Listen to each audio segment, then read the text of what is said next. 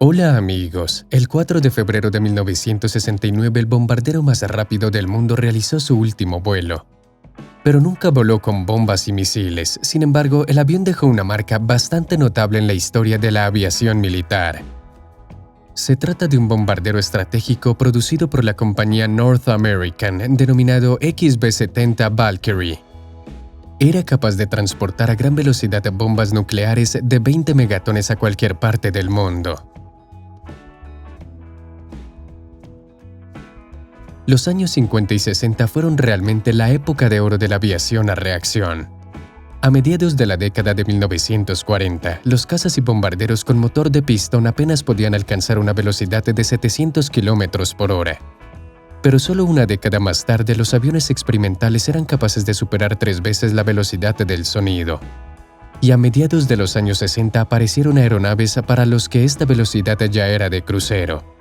El avión de reconocimiento supersónico Lockheed SR-71 fue el único avión de producción en serie del mundo con una velocidad de crucero 3 veces superior a la del sonido. En 1976, el SR-71 Blackbird estableció un récord absoluto de velocidad entre los aviones tripulados, 3.529 km por hora, y fue capaz de mantenerlo durante 1 hora. Para el futuro bombardero XB-70, esto también tenía que ser una característica fundamental, solo que no durante 1 hora, sino durante varias horas seguidas. Pero ¿para qué necesitaban los militares alcanzar una velocidad tan alta? En aquella época se creía que las aeronaves que volaran a gran altura y a velocidades supersónicas podrían acabar con la amenaza de las defensas aéreas enemigas. En 1955 se inició la investigación de un programa que se llamaba en código WS-110. 2 años después, cuando determinaron los requisitos para el futuro bombardero, el mando de las Fuerzas Aéreas anunció que 2 empresas, la omnipresente Boeing y North American Aviation, competirían para ganar la competición. Las características del avión previsto parecían poco factibles para la época. El bombardero debía tener una velocidad de crucero 3 veces superior a la velocidad del sonido, volar a una altitud de hasta 22.000 metros y tener un alcance de hasta 15.000 kilómetros. A finales de diciembre de 1957, la compañía North American fue declarada la ganadora de la competición. El futuro bombardero fue nombrado B-70 y 6 meses más tarde el avión recibió el nombre de Valkyrie. El nivel de riesgo tecnológico del proyecto, debido al gran número de elementos innovadores, era muy alto. Vale la pena recordar que, por ejemplo, se logró triplicar la velocidad del sonido solo 2 años antes de que se anunciara a la empresa ganadora del concurso y a un alto coste. El piloto de pruebas Milburn Abt, en septiembre del año 56, voló por primera vez el avión cohete experimental Bell X-2, hasta alcanzar una velocidad récord de Mach 3,2, pero tras solo unos minutos perdió el control del mismo y perdió la vida en este accidente aéreo.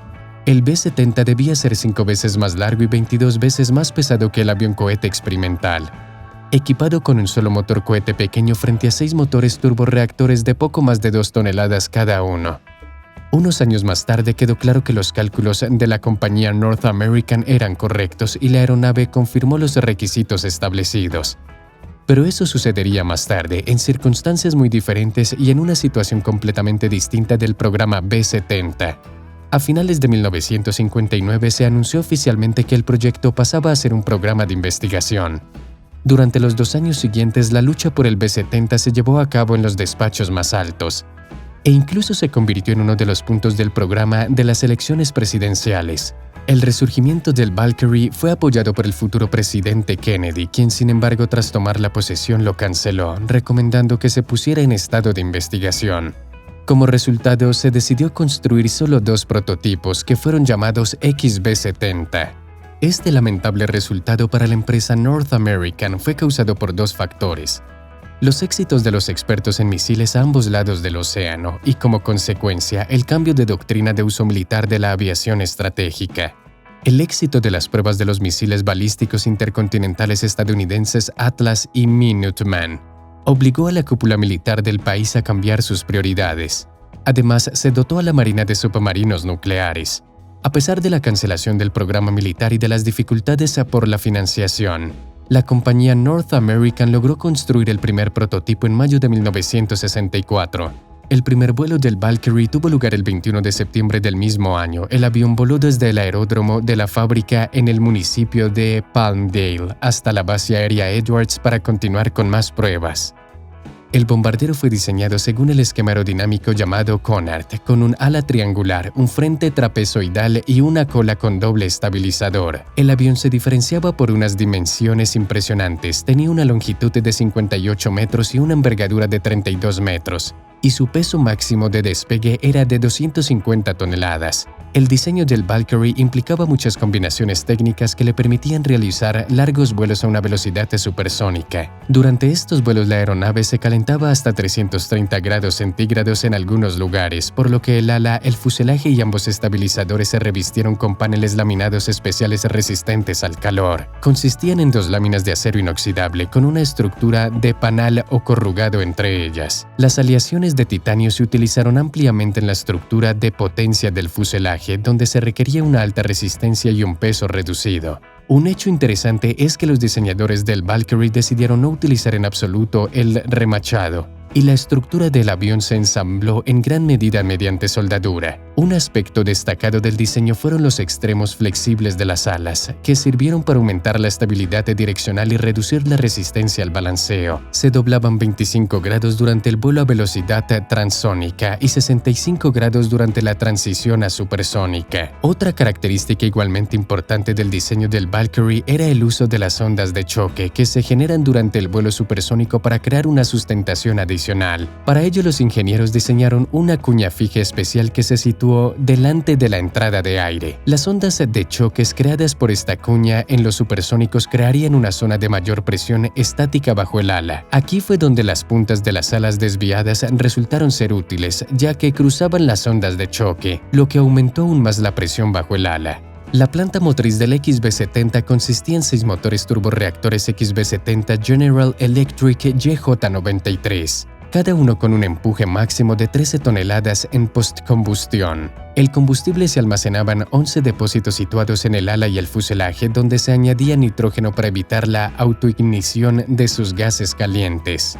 Bajo las alas del Valkyrie colocaron una enorme entrada de aire ajustable. Estaba dividida por una cuña saliente en 2 canales de 24 metros de longitud, cada uno de los cuales suministraba aire a 3 motores. Entre los canales curvos de entrada de aire había un compartimiento de carga que habría albergado las cabezas nucleares. Pero como el programa tenía un estatus de investigación en lugar de armas, el compartimiento albergaba equipos de grabación y un sistema de control automático de entrada de aire, que apareció en el segundo prototipo. La tripulación del bombardero estaba formado por 2 pilotos. En los bombarderos de producción se propuso añadir 2 operadores de sistemas de armas a bordo, que se ubicarían en el compartimiento trasero de la cabina separados por un panel hermético. Cada miembro de la tripulación se colocaría en una cápsula de escape individual que disponía de un sistema autónomo de suministro de oxígeno, y en caso de emergencia se sellaba con 2 paneles. Se suponía que la eyección era posible incluso al triple de la velocidad del sonido. La cabina se mantuvo a la presión atmosférica como en los aviones de pasajeros normales, por lo que los pilotos no tenían que llevar trajes especiales. Una invención de ingeniería original para la época fue el vidrio frontal móvil de la cabina. Al volar a bajas velocidades y en los modos de despegue y aterrizaje, el panel superior de la sección del morro del fuselaje se inclinaba, proporcionando así a los pilotos una visión más amplia, y durante la transición al modo supersónico se elevaba, reduciendo así la resistencia. Las pruebas de vuelo del XB-70 comenzaron en septiembre de 1964 y continuaron durante los 4 años siguientes. En la primera fase, los ingenieros de la compañía North American trabajaron según su propio programa, y en noviembre del 66 la NASA se sumó a los trabajos de investigación. El periodo de pruebas de 4 años no fue en absoluto aburrido. Hubo mucha emoción por los logros y decepción por los fracasos y las pérdidas. Los infortunios comenzaron justo en el primer vuelo de prueba, cuando se extendió el tren de aterrizaje y el puntal del morro se extendió como debía, pero los 2 puntales principales solo pudieron volver a la mitad. Los pilotos tuvieron que volver a extender el tren de aterrizaje y reducir el tiempo previsto en el aire al aterrizar en la base aérea de Edwards. Resultó que los frenos del puntal izquierdo se habían atascado y neumáticos de las ruedas se habían incendiado. El sistema de extensión del tren de aterrizaje falló muchas más veces en pruebas posteriores. En el vuelo ocurrió una historia conocida como un clip de papel de 39 centavos salva un avión de $750 millones.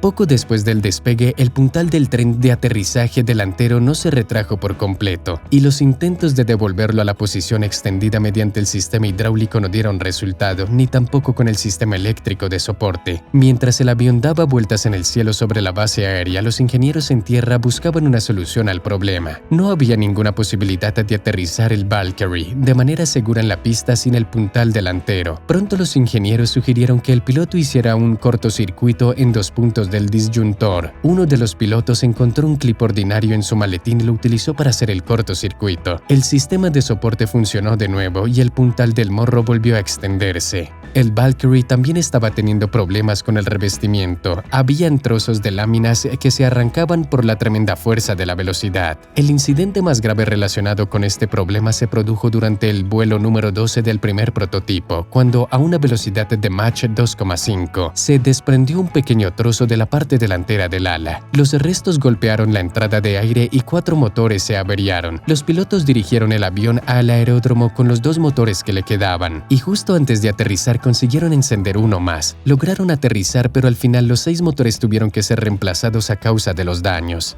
Probablemente el suceso negativo más conocido relacionado con el Valkyrie sea el accidente del segundo prototipo que se produjo el 8 de junio de 1966. 5 aviones fueron alineados en cuña para hacer una toma encargada por el General Electric, cuyos motores estaban en cada avión. La toma ya había terminado cuando de repente el caza Lockheed F-104, que volaba a la derecha del Valkyrie, hizo contacto con la punta del ala del bombardero, luego volcó sobre su fuselaje cortando de paso ambos estabilizadores y explotó. El Valkyrie mantuvo un vuelo recto durante unos segundos más, pero luego giró en espiral cayendo en picada y se estrelló. El copiloto Carl Cross perdió la vida, mientras que el comandante de la aeronave Al White logró eyectarse y sobrevivió, quedando gravemente herido y nunca volvió a volar el XB-70.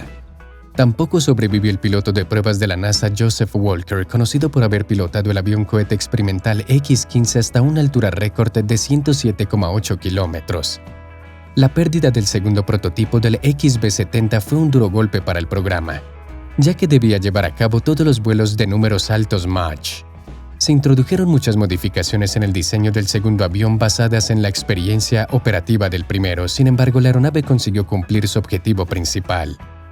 Inmediatamente después de la historia del clip de papeles salvavidas, tuvo lugar el famoso vuelo que confirmaron los requisitos que los ingenieros habían establecido. El 19 de mayo de 1966, el segundo prototipo Valkyrie alcanzó una velocidad de Mach 3,08 y la mantuvo durante 33 minutos. Entre 1966 y 1968 las investigaciones continuaron bajo la dirección de la NASA en el primer avión. Ambos Valkyries realizaron un total de 129 vuelos, de los cuales solo 46 fueron llevados a cabo por el segundo prototipo. El 4 de febrero de 1969, el único XB-70 restante voló a la base aérea de Wright-Patterson, donde permanece hasta hoy en el Museo Nacional de la Fuerza Aérea de los Estados Unidos. Eso es todo por hoy, amigos. Denle me gusta si el video les ha parecido interesante, escriban sus comentarios y hasta pronto.